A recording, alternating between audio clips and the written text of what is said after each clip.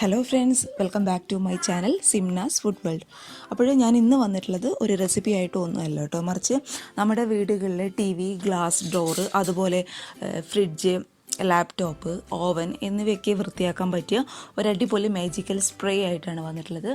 അപ്പോൾ എല്ലാവരും കണ്ടു നോക്കിയിട്ട് ട്രൈ ചെയ്ത് നോക്കൂ കേട്ടോ. എന്നിട്ട് നിങ്ങളെ കമൻസൊക്കെ അറിയിക്കുക. അപ്പോൾ നമുക്ക് പെട്ടെന്ന് തന്നെ ഈ മാജിക്കൽ സ്പ്രേ എങ്ങനെ റെഡിയാക്കുമെന്ന് നോക്കാം. നമ്മുടെ ഈ മാജിക് ക്ലീനർ റെഡിയാക്കാനായിട്ട് നമുക്ക് ആകെ 2 ഇൻഗ്രീഡിയൻസിൻ്റെ ആവശ്യം മാത്രമേ ഉള്ളൂ. അതിനായിട്ട് ഇപ്പോൾ ഞാനിവിടെ എടുത്തിട്ടുള്ളത് നമ്മുടെ സാധാരണ നമ്മൾ ഭക്ഷണ സാധനങ്ങളിലൊക്കെ നമ്മൾ ചേർക്കുന്ന നമ്മുടെ വൈറ്റ് വിനാഗറാണ് കേട്ടോ. വൈറ്റ് വിനാഗർ ഞാനിവിടെ എടുത്തിട്ടുണ്ട്. പിന്നെ നമുക്ക് വേണ്ടത് നമ്മുടെ സാധാരണ പച്ചവെള്ളമാണ്, തണുത്ത വെള്ളമാണ് ഞാനിവിടെ എടുത്തിട്ടുള്ളത്. സാധാരണ നോർമൽ വാട്ടർ കേട്ടോ. അപ്പോൾ ഈ 2 ഇൻഗ്രീഡിയൻറ്റ് നമുക്ക് ആവശ്യമുള്ളൂ. അപ്പോൾ ഞാൻ മിക്സ് ചെയ്യാനായിട്ട് ഒരു ഗ്ലാസ്സോ ബൗളോ എന്താണെന്ന് വെച്ചാൽ നിങ്ങൾ എടുക്കുക. അതിലോട്ട് നമ്മൾ ഈ ഒരു 1/4 കപ്പ് നമ്മുടെ സാധാരണ വെള്ളം ഒഴിച്ചു കൊടുക്കുന്നുണ്ട്. അപ്പോൾ നിങ്ങൾ ഏത് കപ്പിലാണോ അല്ലെങ്കിൽ ഏത് ബൗളിലാണോ ഏത് ഗ്ലാസ്സിലാണോ എന്തായാലും ആയിക്കോട്ടെ, ഏതിലാണോ നമ്മുടെ സാധാരണ വെള്ളം എടുക്കുന്നത് അതേ സെയിം അളവായിരിക്കണം നമ്മുടെ വിനാഗിരിയുടെയും. ഒന്ന് കൂടാനും ഒന്ന് കുറയാനും പാടില്ല കേട്ടോ, രണ്ടും സെയിം അളവായിരിക്കണം. അപ്പോഴിതേ ഇതിൽ നിറയെ തണുത്ത വെള്ളം ഞാൻ ഇതിലോട്ട് ഒഴിച്ചു കൊടുത്തിട്ടുണ്ട്.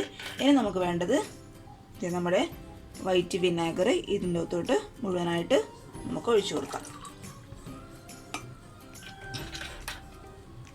ഇത്രയേ ഉള്ളൂ. നന്നായിട്ടങ്ങ് മിക്സ് ചെയ്യുക. ഇനി ഇങ്ങനെ ഒരു സ്പ്രേ ബോട്ടിൽ എടുക്കുക. നമ്മുടെ ഈ മിക്സ് ഈ ബോട്ടിലോട്ട് നമുക്ക് ഒഴിച്ചു കൊടുക്കാം.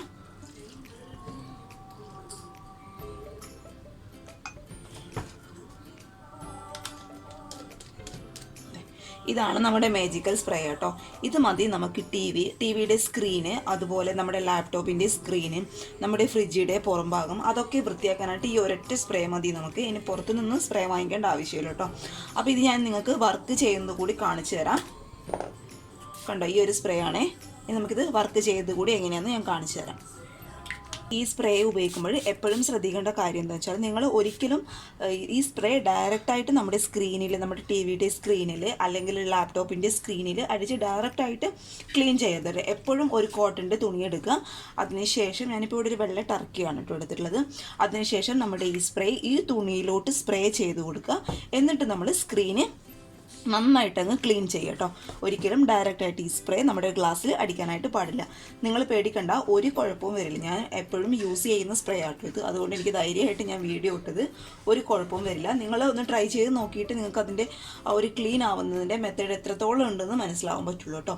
അപ്പോൾ എല്ലാവരും ഒന്ന് ട്രൈ ചെയ്ത് നോക്കുക. അപ്പോൾ ഞാനിതിനിങ്ങനെ ക്ലീൻ ചെയ്യുന്ന കൂടി കാണിച്ചു തരാം.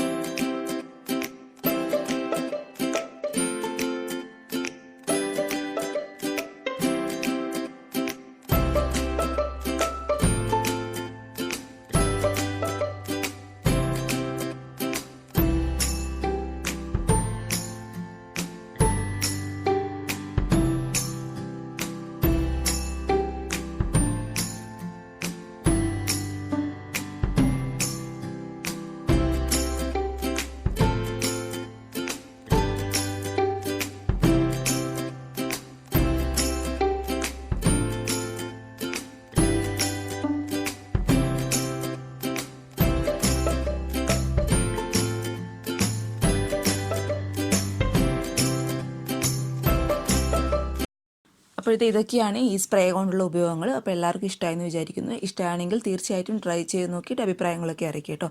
അപ്പോൾ അടുത്ത ഒരു നല്ല വീഡിയോ ആയിട്ട് കാണും വരെ താങ്ക്